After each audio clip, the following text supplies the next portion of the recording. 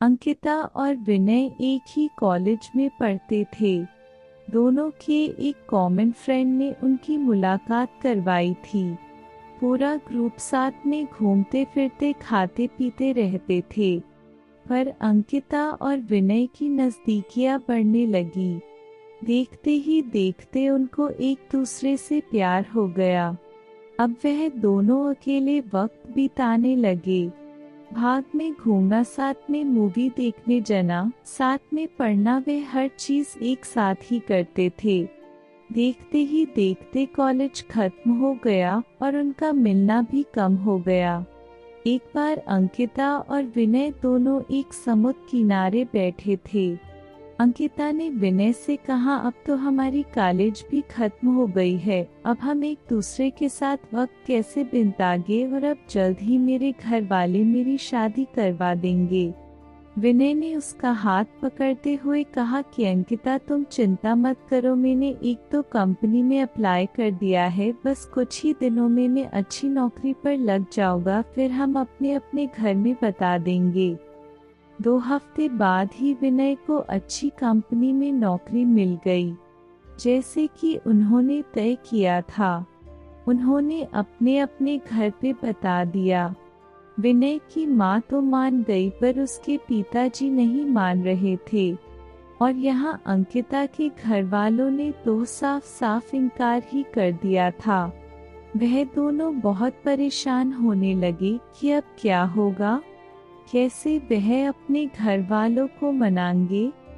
बहुत दिन हो गए, दोनों का एक दूसरे से बात करना भी कम हो गया था, क्योंकि अंकिता के घर वालों ने उसका फोन ले लिया था और उसके लिए रिश्ता ढूंढ रहे थे।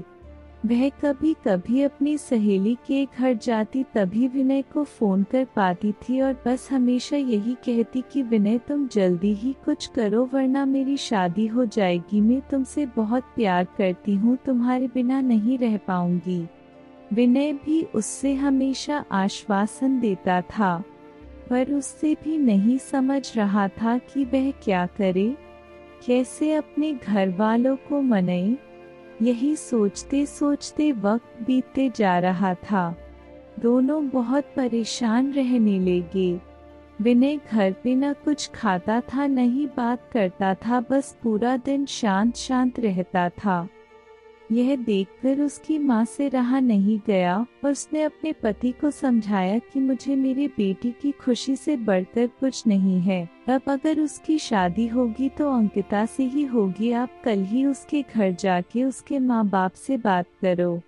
अगले ही दिन विनय के पापा अंकिता के घर गए और अंकिता के माँ बाप से बात की और उन्हें समझाया कि हमारे बच्चों की खुशी में ही हमारी खुशी होगी।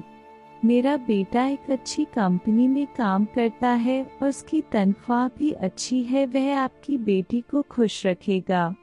विनय के पिताजी की बात सुनकर अंकिता के माँ बाप मान गए और शादी के लिए राजी हो गए। विनय और अंकिता की शादी धूमधाम से हुई। दोनों बहुत खुश थे। वह अपने हनीमून के लिए शिमला गए। हनीमून से लौटते ही विनय अपने काम पे लग गया। दोनों की जिंदगी हंसी खुशी बीत रही थी। उनकी शादी को अब 2 साल होने वाले थे, पर उन्हें अभी तक बच्चा नहीं हुआ था। घर वाले, रिश्तेदार, सब लोग अंकिता से हमेशा यही सवाल पूछते थे कि खुशखबरी कभी दे रही हो, पर वह हमेशा मुस्कुराकर बात टाल देती थी। विनय और अंकिता भी बच्चा चाहते थे, पर उन्हें हो नहीं रहा था। बहुत डॉक्टरों को दिखाया, सब टेस्ट भी करवाई, लेकिन कुछ फायदा नहीं हुआ। अंकिता की सास उससे बाबा के पास भी ले गई, पर वहां से भी सिर्फ निराशा ही हाथ आई। अंकिता बहुत परेशान थी। उससे यही चिंता खाए जा रही थी कि वह कभी मां नहीं बन पाएगी। 4 साल बीत गए, पर उन्हें अभी तक बच्चा नहीं हुआ। एक दिन विनय ऑफिस से लौट तो उसकी माँ उससे चिल्लाने लगी कि तूने अपनी मर्जी से शादी की, अब देख रहा है ना, बच्चा भी नहीं हो रहा, अब हमारा वंश आगे कौन बढ़ाएगा। लोगों के ताने सुन सुनकर मेरे कान पक गए हैं। आखिर हमें भी इच्छा होती है कि अपने पोते पोतियों को देखे। यह सब अंकिता सुन रही थी। विनय ने अपनी माँ को समझाया कि जरूरी नहीं कि आपकी बाहों में ही कुछ कमी हो, मुझ में भी तो हो सकती है, आप शांत हो जाइए। जैसे तैसे उसने अपनी माँ को चुप करवाया और अपने रूम में चले गया जहाँ अंकिता वहाँ बहुत रो रही थी। विनय उसके पास गया और उससे गले लगाकर कहने लगा, तुम चिंता मत करो, सब ठीक होगा, मैं हूं ना तुम्हारे साथ में, तुम्हारा साथ कभी नहीं छोड़ूंगा।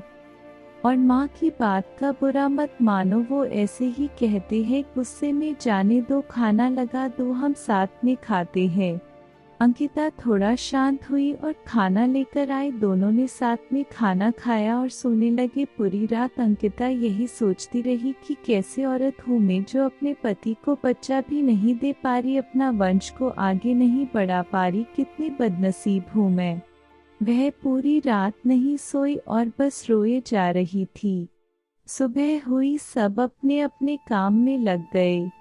विनय भी ऑफिस के लिए निकल गया, अंकिता भी अपना काम करने लगी, पर उसके दिमाग में वही रात वाली बात चल रही थी।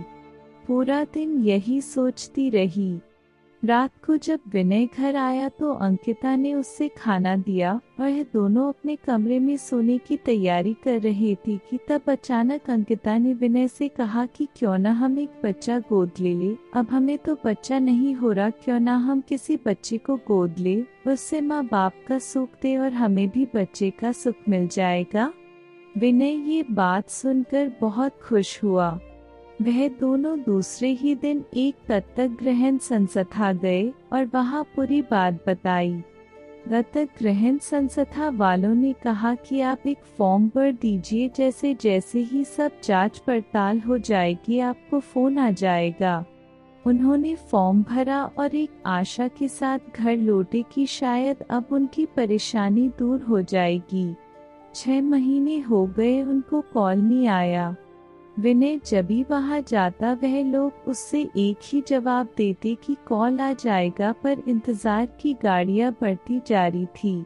अब अंकिता हिम्मत हार चुकी थी, वो पूरी तरह से टूट चुकी थी। विनय भी आखिर कितना उसको समझा पाता, दोनों थक चुके थे। उन्हें अभी कोई उम्मीद ही नहीं रही थी कि वे कभी माँ बाप बन पाएंगे। पर विनय ने अंकिता का साथ और कोशिश करना नहीं छोड़ा। वह हर 2 दिन में संस्था जाता था। इंतजार करते करते 8 महीने हो गए थे और एक दिन अचानक विनय को कॉल आता है कि आप दत्तक ग्रहण संस्था में आ जाए, आपके लिए एक खुश खबर है। उसने तुरंत अंकिता को फोन करके दत्तक ग्रहण संस्था आने के लिए कहा। दोनों वहां पहुंचे तो उन्हें पता चला कि उनको एक बेटी गोद दी जा रही है जो कि सिर्फ 5 महीने की है। विनय और अंकिता की खुशी का ठिकाना नहीं रहा। विनय तो खुशी के मारे वहीं नाचने लगा।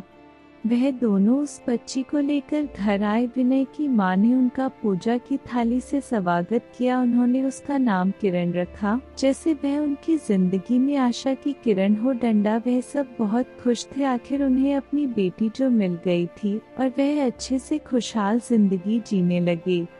बस यही होता है प्यार, जो हर वक्त में तुम्हारा साथ दे और यकीन दिलाए कि हमारी परेशानियां हमसे छोटी होती है और हमें कभी अपने जिंदगी में उम्मीद नहीं छोड़नी चाहिए। विश्वास हो तो हम सब कुछ पा सकते हैं।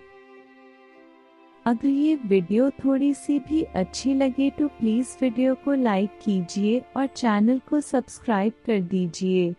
Thank you.